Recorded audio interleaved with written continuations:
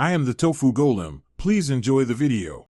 You start with messages open and ready, no extra apps. You need the conversation or the global search field visible. Tap the search box at the top, then type a year-month-day fragment like 2021-03 or full date if you know it.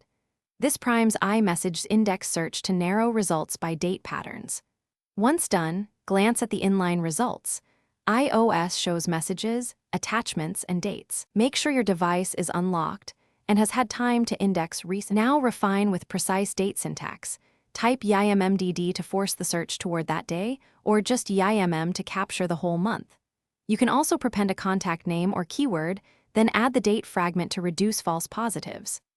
iMessage prioritizes exact string matches, so placing the date at the end often works best. Once results appear, scroll.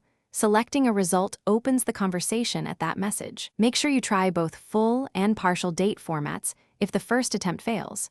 Finish by opening the message and verifying the on-screen timestamp. This confirms you found the right entry.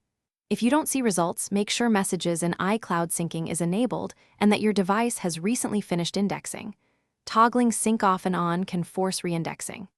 If that still fails, restart the iPhone and wait 10 to 15 minutes for Spotlight to rebuild the index. If problems persist, check storage and network. Without indexing, date searches won't return accurate hits. Thanks for watching. Consider subscribing if we helped you today.